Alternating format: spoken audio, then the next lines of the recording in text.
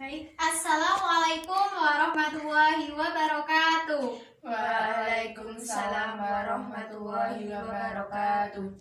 Baik, selamat pagi semuanya. Pagi. Baik, bagaimana kabarnya? Alhamdulillah baik. Alhamdulillah ya. Kalau masih pagi untuk memulai pembelajaran, kita harus tetap semangat. Kalau kitanya semangat, insya Allah pembelajarannya bisa berjalan dengan lancar, diberikan kemudahan dalam memahami materinya.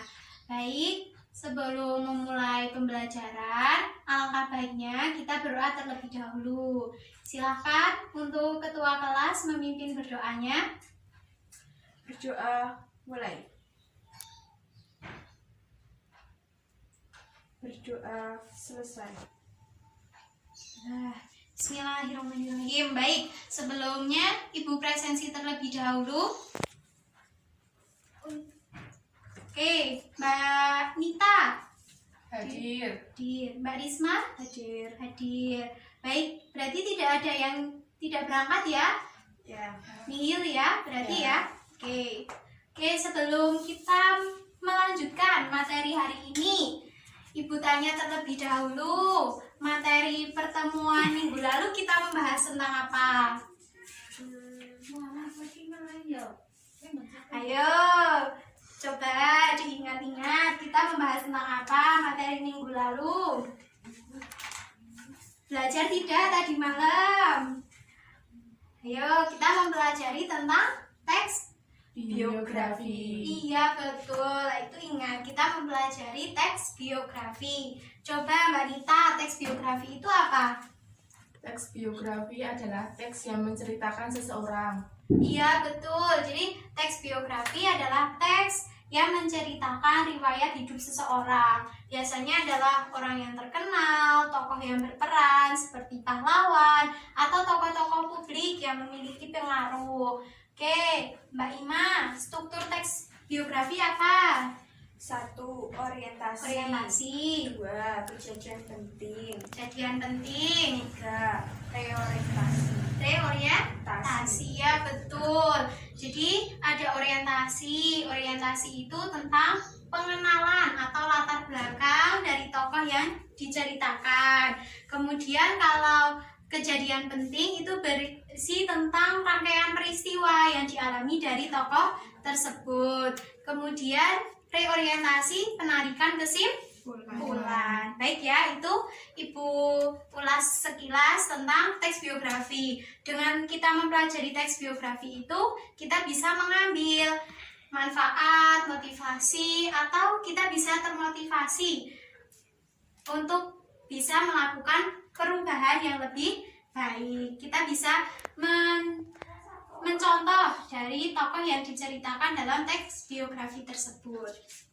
Baik ya, untuk materi kita sudah mengulas materi minggu lalu. Untuk hari ini kita akan mempelajari tentang apa? Tentang puisi. Oke, Ibu yakin ya kalian pasti telah mengetahui atau juga pernah membuat teks puisi sendiri. Betul atau tidak? Betul ya? Oke, coba menurut Mbak Ima, puisi itu apa? Puisi adalah susunan kata yang indah. Oh iya, betul sekali. Puisi adalah susunan kata yang indah. Coba kalau menurut Mbak Nita, Puisi adalah ungkapan hati penyair. Ungkapan hati penyair, ya betul. Jadi betul ya pendapatnya bahwa puisi adalah kalimat atau susunan kata-kata yang indah, ungkapan hati penyair atau ungkapan hasil pemikiran dari seorang penulis mengenai sesuatu hal yang terjadi dalam kehidupan, menggunakan kata-kata yang indah juga ya kalau dalam puisi ya. Ya, itu pengertian dari puisi. Untuk selanjutnya yaitu ciri-ciri puisi. Ciri-ciri puisi yaitu yang pertama, bahasa yang digunakan itu lebih padat dibandingkan prosa dan drama. Untuk ciri yang kedua yaitu puisi memiliki rima. Coba, rima itu apa, Mbak? Rima adalah persamaan bunyi dalam puisi. Ya, persamaan bunyi dalam puisi, betul ya, betul sekali. Sebelum Ibu lanjutkan, Ibu mau tanya, kalau di Indonesia kan banyak sekali ya tokoh-tokoh sastrawan puisi. Coba sebutkan Mbak Nita salah satu sastrawan puisi di Indonesia siapa Mbak? Khairil Anwar. Iya, betul ya, Khairil Anwar ya, tokoh yang sangat terkenal. Terkenal dengan puisinya apa? Dengan judul puisi apa? Apa judul puisinya? Judul puisinya apa? Aku ya, karya Khairil Anwar. Ya, untuk ciri yang selanjutnya tadi ya, memiliki rima. Apa tadi rima? Rima adalah persamaan bunyi dalam puisi. Iya, persamaan bunyi dalam puisi. Nanti Ibu jelaskan lebih lanjut untuk materinya. Kemudian ciri yang selanjutnya yaitu puisi lebih menggunakan sajak syair atau pola pantun, khususnya pada puisi lama. Kemudian puisi memiliki makna konotatif. Ya, pernah dengar ya konotatif ya? Ya. Coba Mbak Nita, makna konotatif itu apa? Konotatif adalah bermakna tidak sebenarnya. Bermakna tidak sebenarnya, ya, betul sekali. Jadi kata atau makna yang digunakan dalam puisi itu menggunakan makna konotatif, makna yang tidak sebenarnya. Lawannya denotatif. Denotatif itu bermakna sebenarnya. Jadi bermakna kiasan kalau kata-kata dalam puisi. Kemudian puisi terdiri dari kesatuan sintaksis atau gatra atau bait-bait ya. Jadi puisi kan tersusun dari bait-bait ya. Kemudian puisi itu bersifat imajinatif.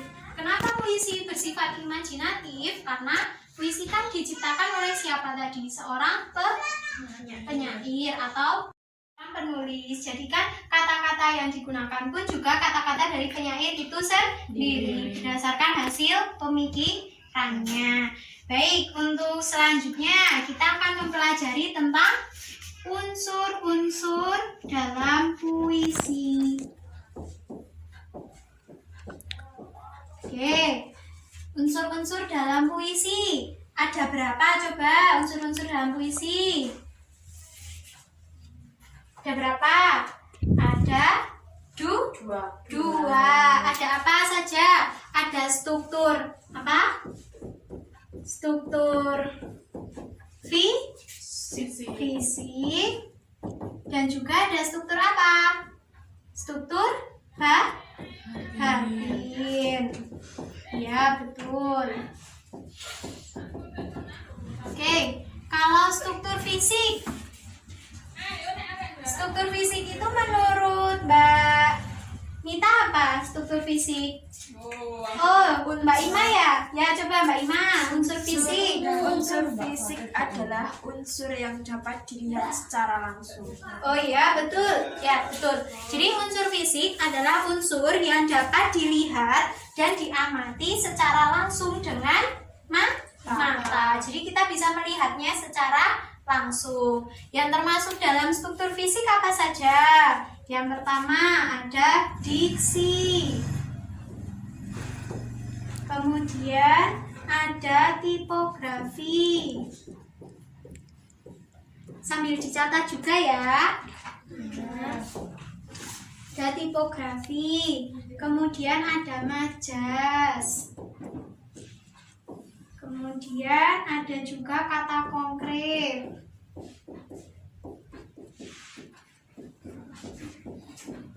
Kemudian ada imaji. Ada juga rima. Oke.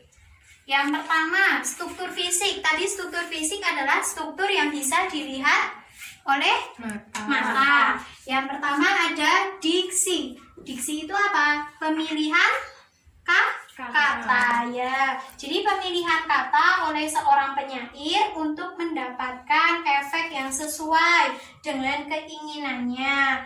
Pemilihan diksi dari penyair itu nanti akan mempengaruhi dalam kita memahami atau makna dari puisi tersebut. Kemudian tipografi. Ada yang tahu tipografi? Pernah dengar? Tipografi itu penulisan dari puisinya, yaitu bisa pengaturan barisnya, batas tepinya, kanan kiri, atas bawah. Kan biasanya dalam menulis puisi ada yang lurus seperti ini ya, ada juga yang menjorok. Jadi bermacam-macam jenisnya ya. Itu diatur dalam atau disebut dengan tipografi ya. Kemudian ada majas. Ayo, majas apa? Pernah dengar kata majas? Majas itu gaya bahasa. Ada banyak ya macamnya ya. Ada majas hiperbola. Tahu hiperbola? Majas yang melebihkan. Misalnya suaranya merdu tapi tidak langsung disebutkan suaranya merdu, tidak, tapi suaranya menggelegar sampai ke angkasa. Lah, itu menggunakan majas ya, majas hiperbola. Mengapa dalam puisi menggunakan majas? Itu agar apa? Agar puisinya itu lebih bermakna. Karena kata-kata dalam puisi adalah kata-kata yang indah. Dan kata-kata konkret. Kalau kata konkret adalah susunan kata yang memungkinkan terjadinya imaji. Kata konkret seperti permata senja yang menggambarkan pantai atau tempat yang sesuai dengan datangnya senja. Untuk selanjutnya yaitu tentang struktur batin puisi. Untuk struktur batin puisi yang pertama ada tema. Oh iya, sebelumnya struktur batin itu apa menurut Mbak Nita? Struktur batin, Struktur yang tidak dapat dilihat. struktur yang tidak dapat dilihat, ya betul. Jadi unsur pembangunan puisi berupa makna yang tidak terlihat oleh mata. Contohnya ada tema, kemudian ada nada, ada amanat, dan perasaan. Kalau tema adalah unsur berupa makna yang tersirat atau sesuatu yang ingin disampaikan penulis kepada pembaca yang mendasari puisi. Temanya ada tema tentang pendidikan, tema guru, ibu, itu tema ya. Kemudian ada nada. Nada adalah sikap penyair terhadap audiennya berkaitan dengan makna dan rasa. Kemudian ada amanat. Kalau amanat apa? Amanat adalah pesan yang ingin disampaikan. Pesan yang ingin disampaikan penyair kepada para pembacanya.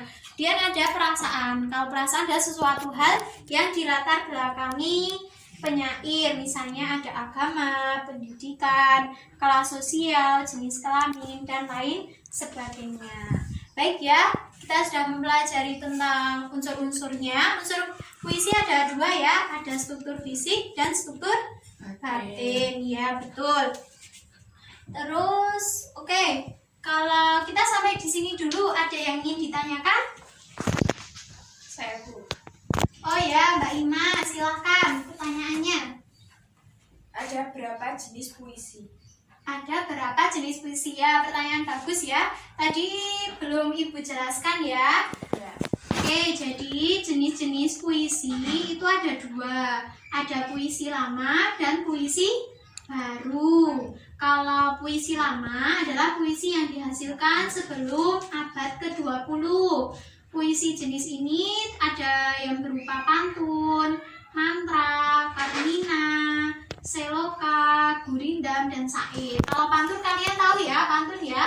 Ya. Kemudian ada jenis yang kedua yaitu puisi baru. Puisi baru adalah puisi yang lebih bebas dari puisi lama, baik dalam jumlah barisnya, suku kata maupun rimanya itu berbeda. Kemudian contoh dari puisi baru itu ada balada, himne, ode, epigram, romansa, dan elegi. Elegi ya. Kalau elegi adalah syair atau nyanyian yang mengandung ratapan atau ungkapan duka cita, khususnya pada peristiwa kematian. Oke, itu jenis-jenis puisi. Ada berapa? Ada dua ya. Ada puisi lama dan puisi baru. Oke, apakah ada pertanyaan yang lain? Tidak. Tidak ada ya.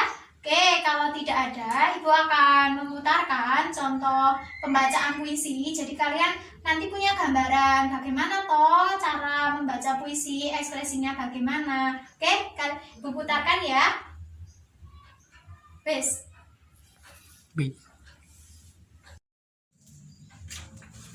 Baik, Ibu perlihatkan ya contoh videonya. Silakan diperhatikan. Oke, Ibu putarkan ya. Assalamualaikum warahmatullahi wabarakatuh. Saya Rasulaini dari siswa SMK 40 Jakarta.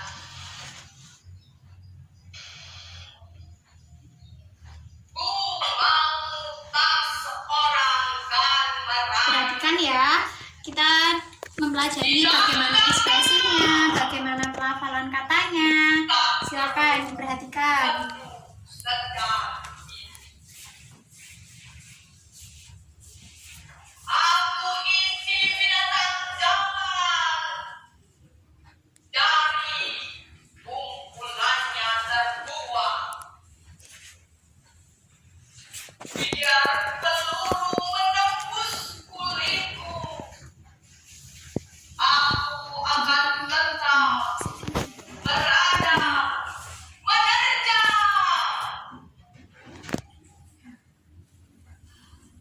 Luka dan bisa kubawa berlari, hingga hilang pedih perih.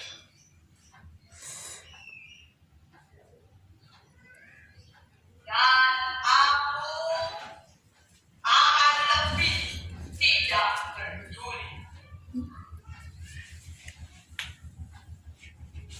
Aku mau Baik, bagaimana?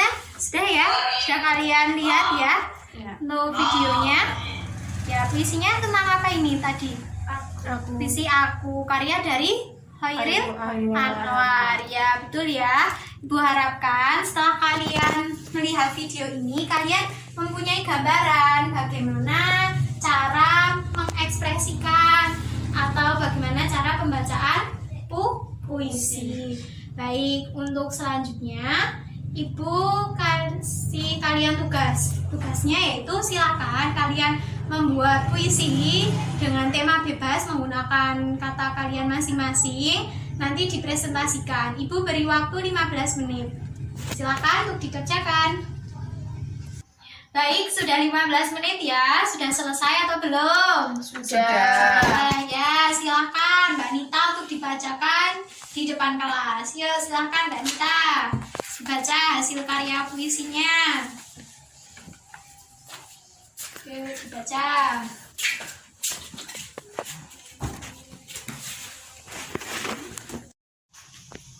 Guruku, guru ilmuku, setiap hari mengajar dengan senyuman, mengajar tanpa bisikan. Berendam dalam menghapus kegelapan. Guruku, pahlawanku. Tanpa guru, hidupku palsu. Hanya seolah melayu, kering, membisu, tanpa ilmu. Guruku, temanku, dapat memberikan secerca ilmu yang kami tidak tahu. Setiap hari, setiap waktu. Guruku, masa depanku, berjuang untuk peradaban ilmu, meradang kalau semua tanpa sandaran ilmu.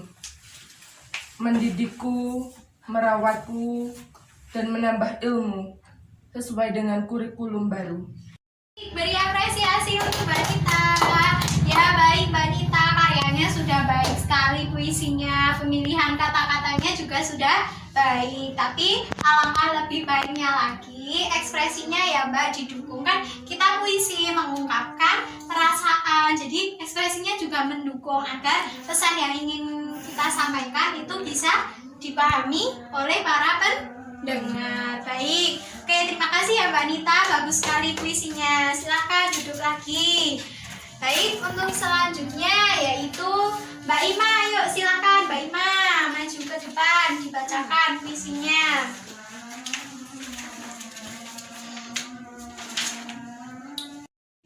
sayang. Semenjak kecil kau besarkan diriku. Kau rawat saya dengan cinta dan kasih sayang. Gerammu ialah wujud kasih sayang. Besarnya kasihmu sudah membuatku tumbuh seperti ini. Tumbuh selaku orang terpandang. Ibu, benar-benar ku tidak tahu langkah balas. Saya cuma dapat menjagamu. Jaga dari beberapa orang yang melukaimu. Saya cuma dapat mengucapkan terima kasih atas seluruh jasamu.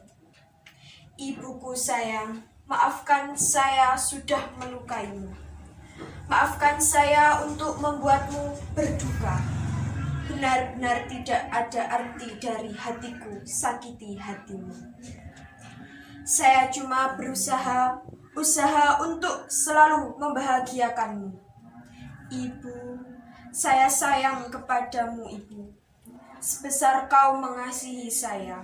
Terima kasih, Ibu. Wow, kita beri apresiasi ya untuk Mbak Ima. Ya, karyanya luar biasa sekali. Puisinya tentang apa, Mbak?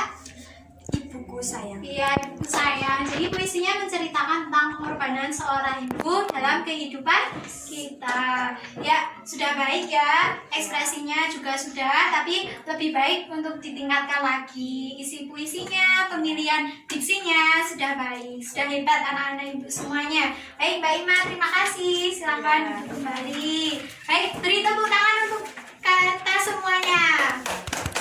Oke, baik, sudah ya pembelajarannya untuk hari ini. Untuk materinya tadi tentang puisi. Kalian juga sudah membuat. Untuk kesimpulan materi hari ini, tadi kita sudah mempelajari tentang apa? Puisi. Puisi, ya betul. Jadi puisi susunan kata-kata yang indah diciptakan oleh seorang penyair untuk mengungkapkan perasaannya ya atau pemikirannya. Tadi kita sudah membahas juga tentang ciri-ciri dalam puisi. Kemudian unsur dalam puisi ada berapa? Ada dua. Ada struktur fisik dan struktur batin. Kalau struktur fisik meliputi apa saja? Diksi, tipografi, najas, kata konkret, imaji, dan rima, ya betul. Kalau struktur batin meliputi tema, nada, amanat, perasaan. Ya, tadi kita sudah melihat video bagaimana cara mengekspresikan puisi ya. Kalian tadi juga sudah belajar membuat puisi dengan bahasa kalian sendiri. Karyanya sudah luar biasa.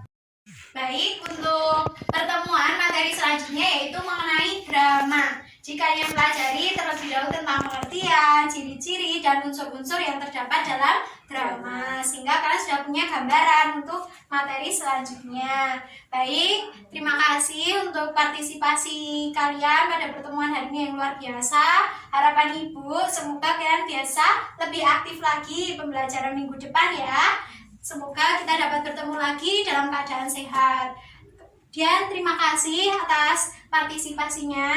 Ibu mohon maaf apabila terdapat banyak kesalahan dalam menyampaikan materi. Semoga ilmu yang sudah disampaikan menjadi ilmu yang bermanfaat. Akhir kata, wassalamualaikum warahmatullahi wabarakatuh. Waalaikumsalam warahmatullahi wabarakatuh.